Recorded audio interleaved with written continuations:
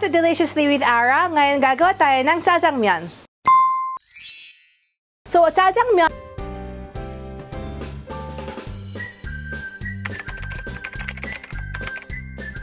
is a very popular Korean meal where we normally do it for deliveries and for kiddies' favorite meal.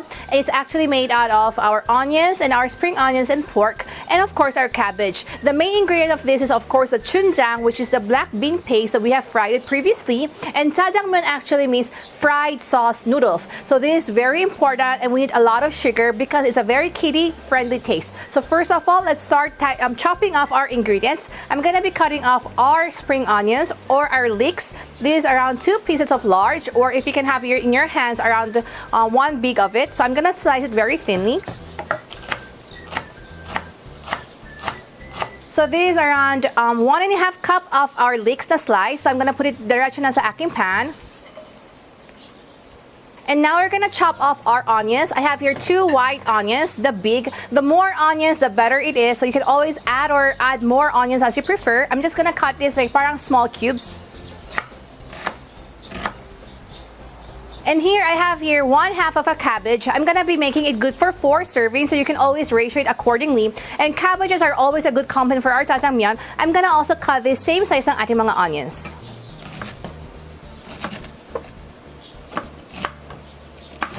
So now I've cut off all my ingredients, and I already have my pork here of 1 cup, and I have here menudo cut. But if you prefer like other cuts of meat or even ground pork, it's actually okay to use it. So I'm now first gonna start off our fire para gumawa tayo ng ating leek oil. So on my leeks, I'm gonna add here around 4 tablespoons of oil. Now, nagsisizzle na yung ating mga leeks for the leek oil. I'm gonna add more oil. Inuna ko siya kanina yung konti lang because I wanted to heat it up. So I'm gonna add up around 1/4 cup. So around this much. And fry again my leeks on the oil. So now, as you can see na medyo nag-melt na yung ating leeks sa ating oil, I'm gonna add in my pork. So this is around 1 cup of pork, at haluin natin siya again in my leek oil. So when my pork is already almost boiling in the oil, I'm just gonna add a little bit of ginger, around 1/4, but I'm just gonna grate it on my grater. Just diretso ko na siya.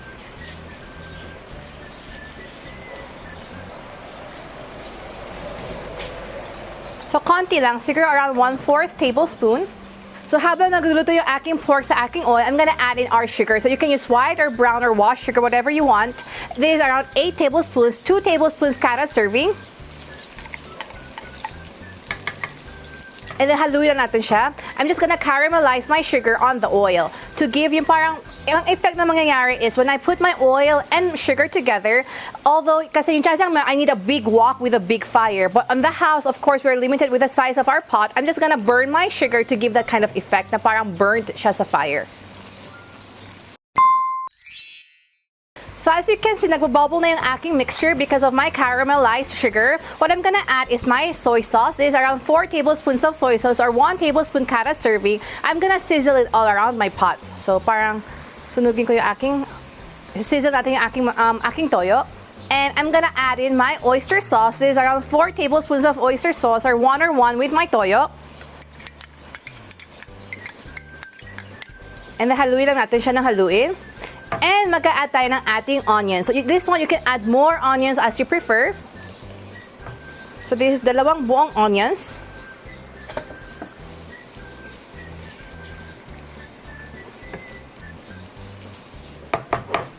So medyo half transparent na yung ating mga onions. I'm gonna now add in our fried chunjang sauce, which we have done it on our previous menu, as you can check on this link.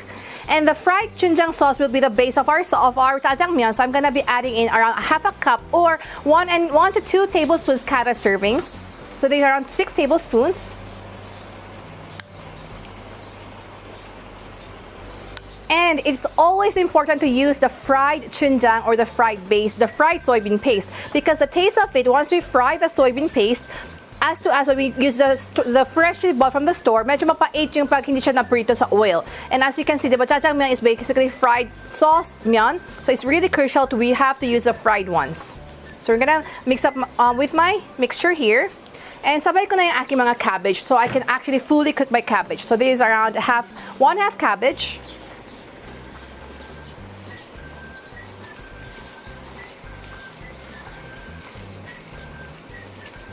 And mag-add tayo ng 1/4 cup of our water. So around 2 tablespoons kada servings, around more or less like that. And then we'll just boil it hanggang malutong-maluto yung ating cabbage. So as you can see, nag-boil na fully ang ating jajang sauce for around 15 minutes. I'm gonna make it palapot using my cornstarch mixture. So around 2 to 3 tablespoons of cornstarch plus 1:1 ratio with the water. Tutunawin ko na siya sa baso.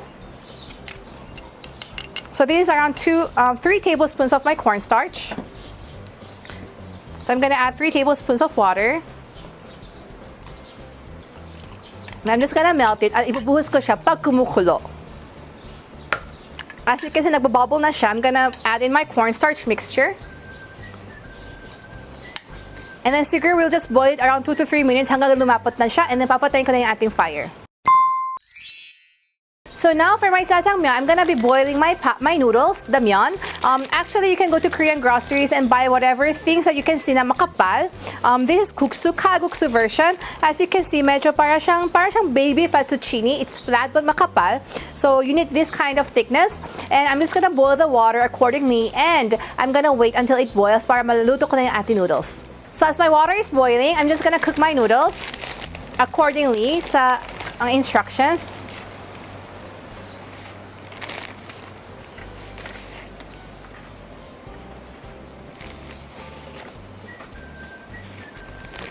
And I'm gonna cook it for around 6 to 7 minutes. So after 7 minutes, I'm gonna turn off my fire and babalawan ko yung ating noodles.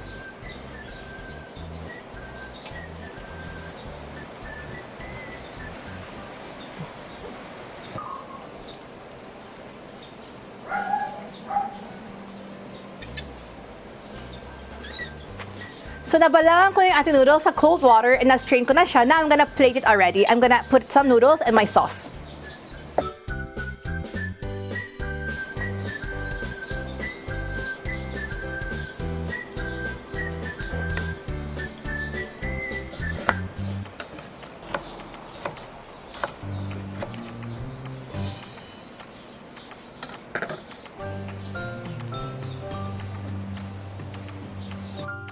Ta-da! So here is my jajangmyeon, a very simple dish to make. I'm for sure your family would love it. As you've seen in my recipe, it's a very healthy meal, although maraming oil and sugar. Still, the whole vegetables and the richness of the soybean paste would still complement and give you a perfect noodle dish. I hope you enjoy cooking with us. See you next time. Bye!